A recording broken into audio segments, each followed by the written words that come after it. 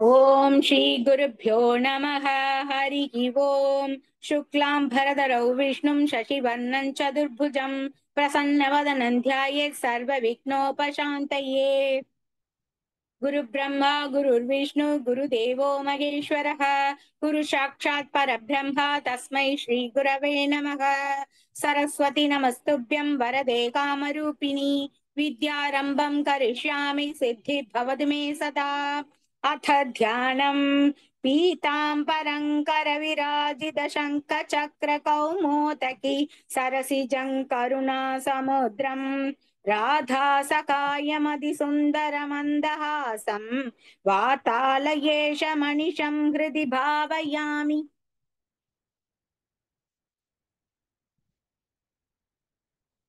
ॐ नमो भगवते वासुदेवाय। ॐ श्रीकृष्णाय परब्रह्मणे नमः। अथ श्रीमन्नारायणीयं षट्विंशतितमं दशकं गजेन्द्रमोक्षवर्णनम्। इन्द्रद्युम्नः पाण्ड्यकण्ठातिराजः त्वद्भक्तात्मा चन्दनाद्रौ कदाचित् त्वत्सेवायामग्नधीरालुलोके नैवागस्त्यं प्राप्तमादित्यकामम्। कुम्भोद्भूतिः सम्भृतः क्रोधभारः स्तब्धात्मा त्वं हस्ति भूयं भजेति शप्त्वाथैनं प्रत्यगात्सोऽभिलेभे हस्तीन्द्रौ हस्तीन्द्रत्वं त्वत् स्मृतिव्यक्तिधन्यम् दुग्धाम्भोधेर्मध्यभाजित्रिकूटे क्रीडन् शैले यूथ भोयौ वशाभिः सर्वान् जन्तूनत्यवर्तिष्ठ शक्त्या त्वद्भक्तानां कुत्र नोत्कर्षलाभः। स्वेन स्थेम्ना दिव्यदेशत्वशक्त्या सोऽयं खेदा न प्रजानन् कदाचित् शैलप्रान्ते घर्मतान्तःसरस्यां यूथैः सार्थं त्वत्प्रणुन्नोऽभिरेमे रेमे हुहुस्तावद्देवलस्यापि शापात् ग्राहीभूतस्तज्जले वर्तमानः जग्राहैनं हस्तिनं पाददेशे शान्त्यर्थं हि शान्ति तोषि स्वगानाम् त्वत्सेवाया वैभवात् दुर्निरोधं युध्यन्तं तौ वत्सराणां सहस्रम् प्राप्ते काले त्वत्पदैकाग्र्य सिद्ध्यै न क्रान्तं हस्तिवर्यौ व्यथास्त्वम्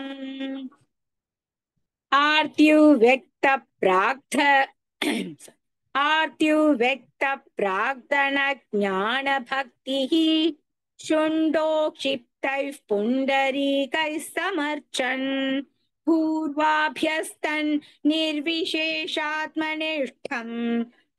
स्तोत्रप्रष्ठेष्टं सोऽन्वगाति परात्मन् श्रुत्वा स्तोत्रं निर्गुणस्थं समस्तं ब्रह्मेशाद्यैर्नागमित्यप्रयाते सर्वात्मा त्वं भूरि कारुण्यवेगात् तार्क्ष्यारूढः प्रेक्षितो भूः पुरस्तात् हस्तीन्द्रं तं हस्तपद्मेन धृत्वा चक्रेण त्वन्नग्रवर्यौ व्यदारीः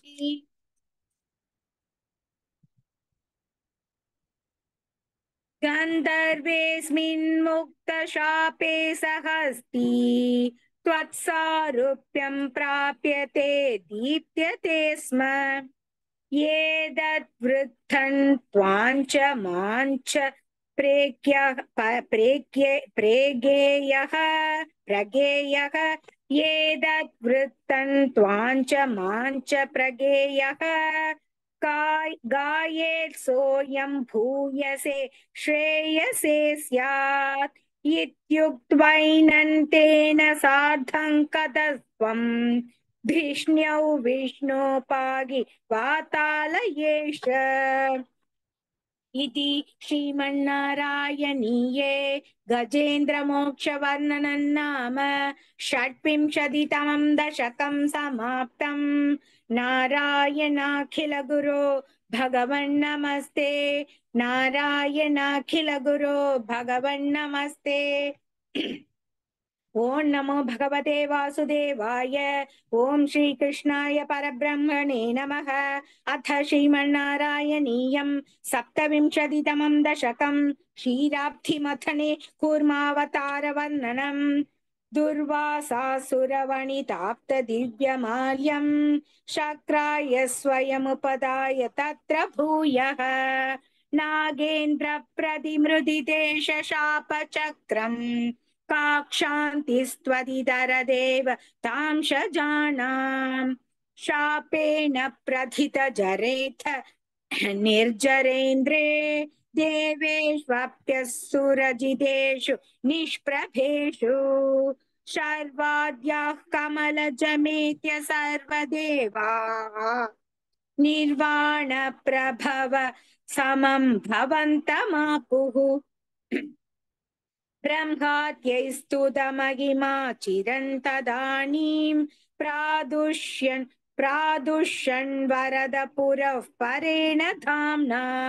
हे देवादितिचकुलैर्विधाय सन्धिं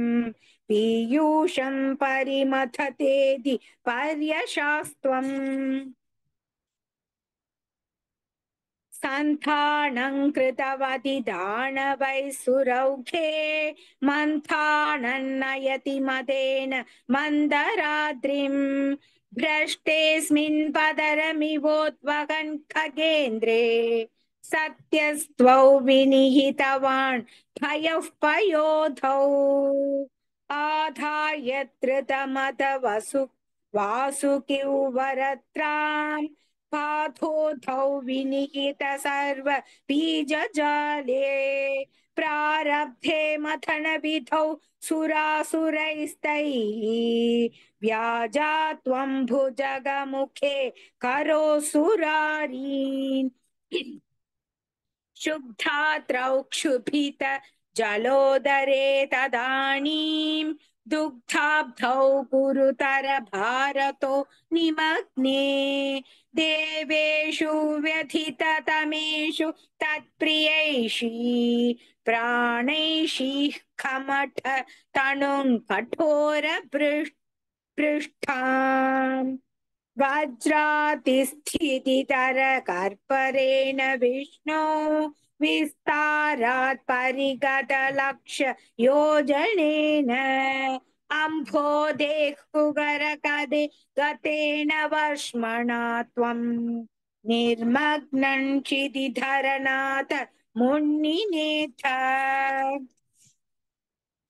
उन्मग्ने झटिति तदा धराधरेन्द्रे निर्मेधुर्दृढमिग सम्मतेन सर्वे आविश्य गणेभिः सर्पराजे वैवश्यं परिशमयन् न विवृधस्तान्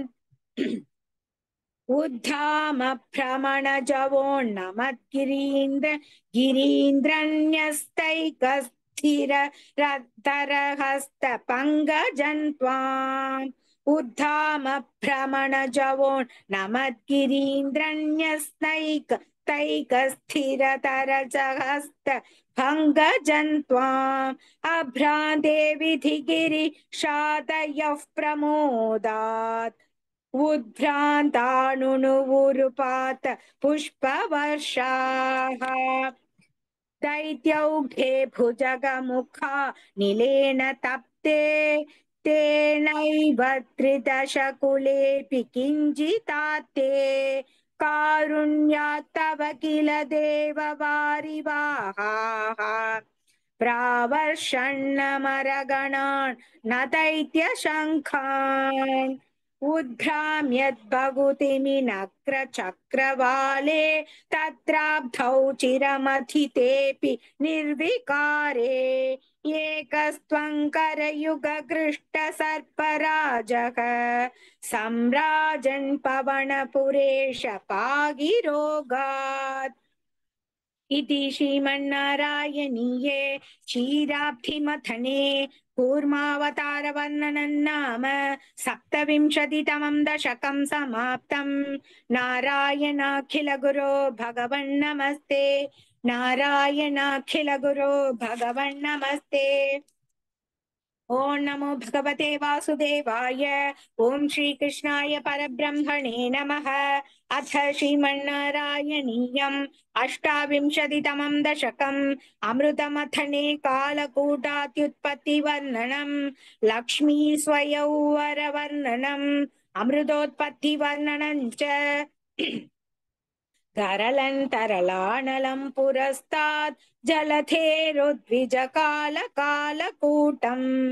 अमरस्तु दिवादमोदनिघ्नः गिरीशन् तन्निपफौ भवत्प्रियार्थम् विमथस्तु सुरासुरेषु जाता सुरभिस्तां ऋषिषुण्यथास्त्रिधामन् हयरत्नमभूदथे भरत्नम् च्युतरुश्चाप्स सरससुरेषु तानि जगदीश भवत्परा तदानीं कमनीया कमल बभूव देवी अमलामवलोक्य या विलोलः सकलोऽपि स्पृहयां बभूव लोकः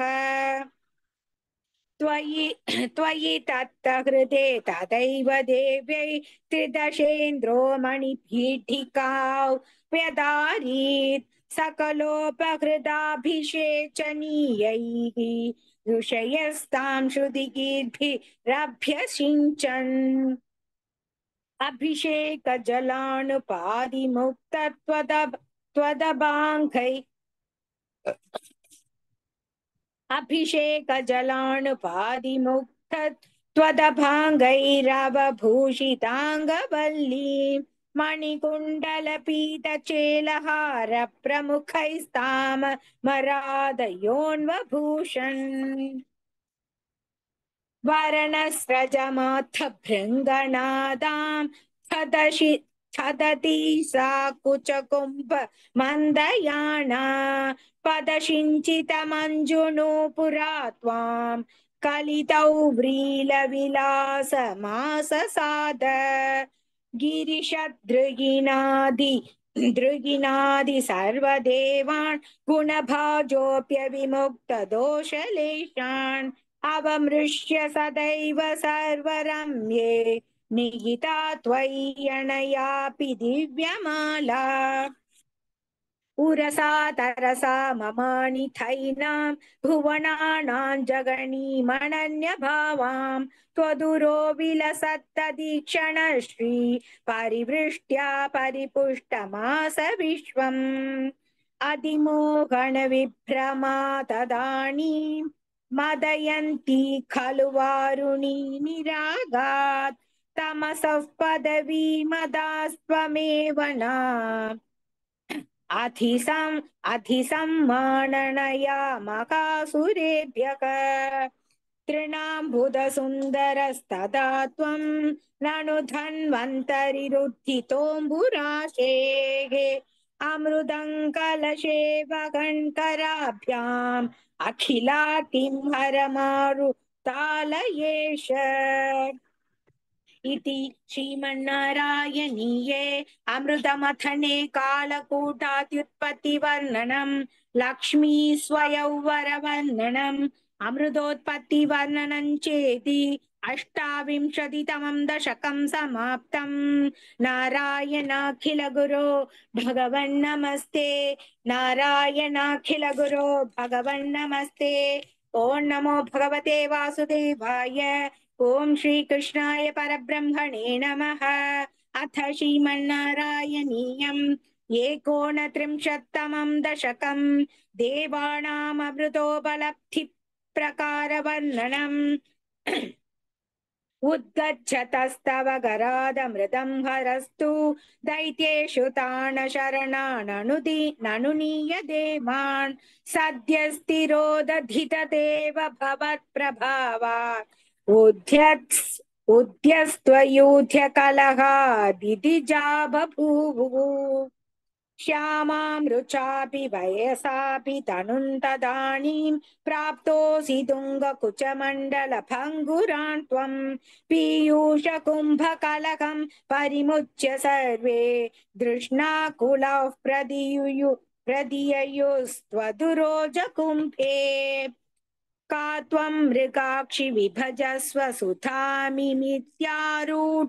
मिथ्यारूढरागविवशानभियाच तोमून् विश्वस्य ते मयि कथं कुलटास्मि दैत्याः इत्यालपन्नपि सितानतानीः मोदात् सुधा कलशमेषु तदत्सुता सा त्वं तुश्चेष्टितं मम सखत्वमिति ब्रुवाणा पङ्क्तिप्रभेद विनिवेशित देवदैत्याः लीलाविलासगतिभिः समदास्तु सुधान्ताम् अस्मास्वियं प्रणयिनीत्य सुरेषु तेषु जोषं स्थितेष्वत समाप्य सुधां सुरेषु त्वं भक्तलोकवशगो निजरूपमेत्य स्वर्भानुमर्थपरिपीत सुधौ व्यलावीः त्वत्तः सुधाहरणयोग्यफलं परेषु तत्त्वागते त्वयि सुरैः खलु देव्य गृह्णन् घोरे तमूर्च्छतिरणे बलिदैत्यमाया व्यामोहिते सुरगणे त्वमिहाविरासीः त्वङ्गालनेमि मथमालि मुखान् जगन्थ शक्रो जगान पलिजम्भ वलान् सपाकान् शुष्कात्र दुष्करवधे नमुचौ चलूने फेनेन नारद गिराण्यरुणो रणन्त्वम् योषा वपुर्दनुजमोहनमागितन्ते श्रुत्वा विलोकनकुतूहलवान् महेशक भूतैः समङ्गिरिजया च कतः पतन्ते स्तुत्वा प्रवीदभिमतन् त्वमथोतिरोधाः आरामसीमणि च कन्दुक खादलीलालोलायमान नयनां कमणीमणोज्ञान् त्वामेष वीक्ष्य विगलत्वसना मनो भू वेगादनङ्गरिपुरङ्ग समालिलिङ्ग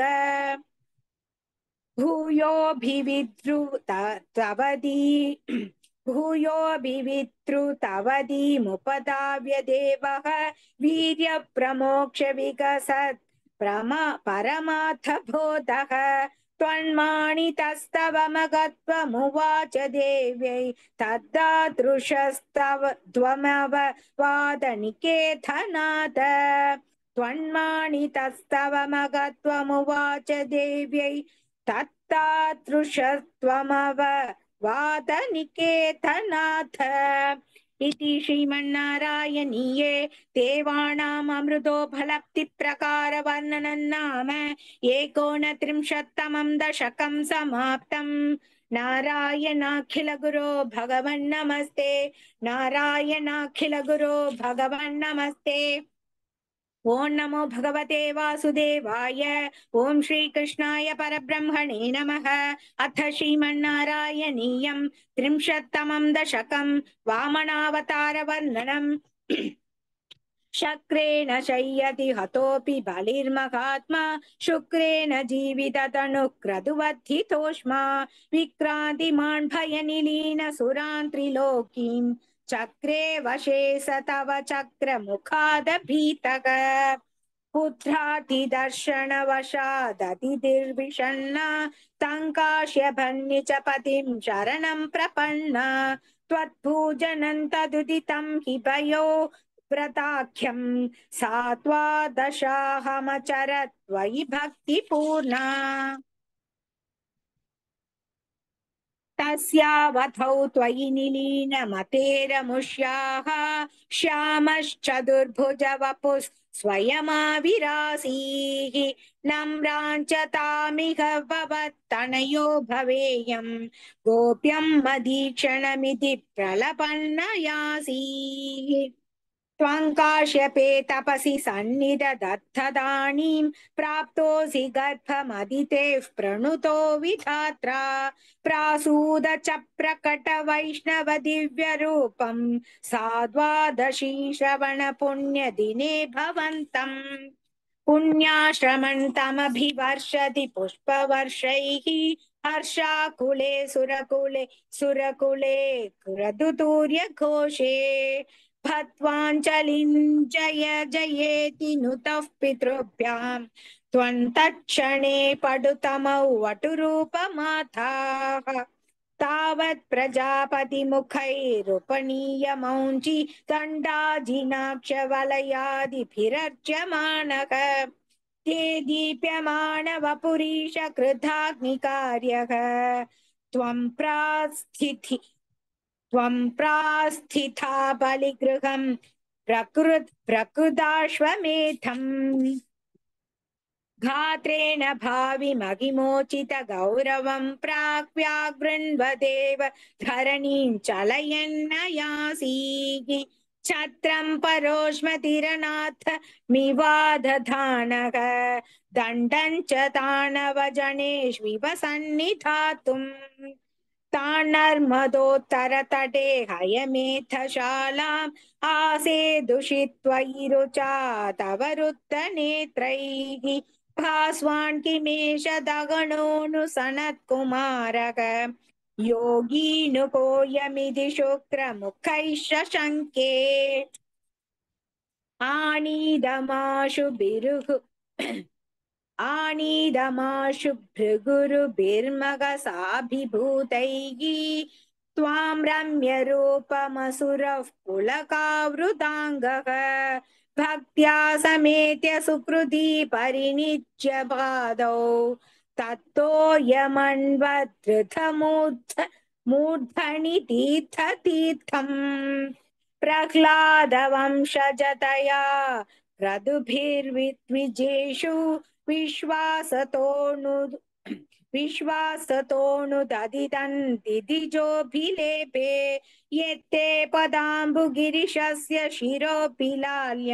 शिरोभिलाल्यं सत्त्वौ विभो गुरुपुरालय पालयेत्थाः इति श्रीमन्नारायणीये वामनावतारवर्णनं नाम 30तमं दशकं समाप्तम् नारायणाखिलगुरो भगवन्नमस्ते नारायणाखिलगुरो भगवन्नमस्ते ओं नमो भगवते वासुदेवाय ओं श्रीकृष्णाय परब्रह्मणे नमः अथ श्रीमन्नारायणीयम् 31तमं दशकम् बलिदर्पहरणवर्णनम् प्रीत्या दैत्यस्तवदनुमखः प्रेक्षणात् सर्वतापि त्वामाराध्यन्नजितरचयन्नञ्जलिं सञ्जगात मत्तः किं ते समभिलषितौ विप्रसूनो वद त्वम् विद्धं भक्तं भवनमवनि वापि सर्वं प्रदास्ये तामक्षीणां बलिगिरमुपाकर्ण्य कारुण्यपूर्णोऽप्यस्त्योत्सेकं शमयितुमना दैत्यवंशं प्रशंसन् भूमिं पादत्रयपरिमिता प्रार्थयामासि तत्त्वम् सर्वं देहीदिदुनि कदिते कस्य हास्यन्न वा स्यात् विश्वेशं मां त्रिपदमिह याचसे बालिशस्त्वं सर्वां भूमिं वृणु किममुनेत् यालपत्वां सतृप्त्यन् यस्मात्तर्पा त्रिपदपरिपूर्त्य क्षमः क्षेपवादान् बन्धं चासावगमदत दर्शोऽपि काठोपशान्त्यै पादत्रय्या यदि न मुदितो विष्टपैर्नापि तुष्येत् इत्युक्तेऽस्मिन् वरद भवते तादु कामेऽथतोऽयम् दैत्याचार्यस्तव खलु परीक्षार्थिनः प्रेरणार्थम् मामादेयं हरिरयमिति व्यक्तमेवाभभाषे याचत्वे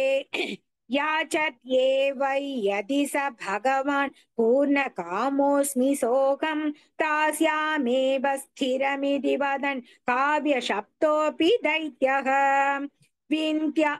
विन्त्यावल्य विन्त्यावल्यानि जतयितया दत्तभात्याय तुभ्यम् चित्रं चित्रं सकलमपि सप्रार्थयतोय पूर्वम् निस्सन्देहं दिदिकुलपदौ त्वय्यशेषार्पणं तत् व्यातन्वाणे मुमुचुर्ऋषयः सामराः पुष्पवर्षं दिव्यं रूपं तव च ददितं पश्यतां विश्वभाजाम् उच्चैरुच्चैरवरुध त्वदीकृत्य विश्वाण्डभाण्डम् स्वत्पादाकृन्निजपदगदं पुण्डरीकोद्भवोऽसौ कुण्डितो रसिच तपुनात् यज्जलौ विश्वलोकान् हर्षोत्कर्षात् सुबहुननृते केचरैरुत्सवेऽस्मिन् भेरी निघ्नन् भुवनमचरन् जाम्बवान् भक्तिशाली तावद्दैत्यास्त्वनुमतिमृते